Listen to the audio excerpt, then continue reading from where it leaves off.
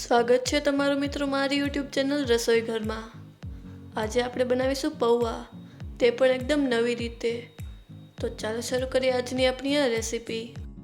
તેના માટે સૌથી પહેલાં આપણે લેશું 1 કપ પૌવા અને તેને પાણી વડે 2 થી 3 વાર સાફ કરી લેવાના છે।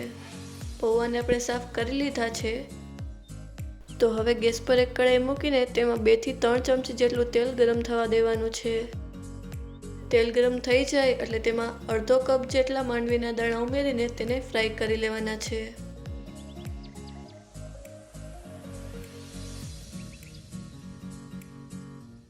માંડવીના દાણા સારી રીતે ફ્રાય થઈ ગયા છે તો આપણે તેને કાઢી લેશું અને તેમાં ઉમેરીશું રાઈ,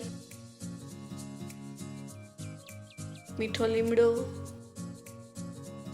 ઝીણી સમારેલી ડુંગળી, લીલા મરચાં અને તેને મિક્સ કરીને 1 મિનિટ માટે મીડિયમ ફ્લેમ પર પાકવા દેશું।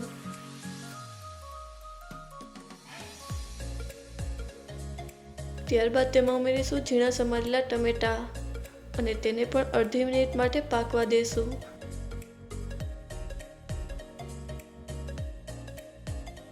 હવે તેમાં ઉમેરીશું અડધી ચમચી હળદર, સ્વાદ અનુસાર મીઠું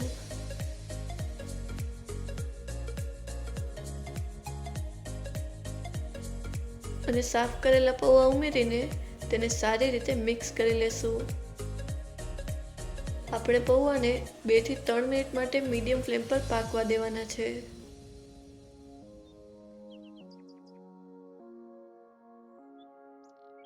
ત્યારબાદ તેમાં ઉમેરીશું 1 ચમચી લીંબુનો રસ અને તેને સારી રીતે મિક્સ કરી લેશું। લીંબુનો રસ ઉમેરવાથી પૌવાનો ટેસ્ટ ખૂબ જ સરસ આવે છે। હવે આપણે તેની પર ફ્રાય કરેલા માંડવીના દાણાને ઉમેરી દઈશું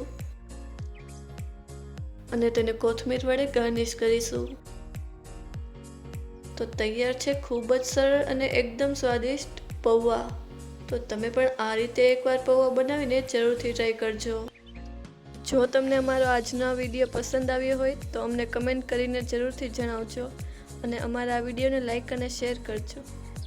જો તમે અમારા ચેનલ પર નવા હો તો ચેનલને સબસ્ક્રાઈબ કરો અને બાજુમાં આપેલા બેલ આઇકનને પ્રેસ કરો જેથી અમારા નવા વિડીયોની નોટિફિકેશન તમને સૌથી પહેલાં મળે।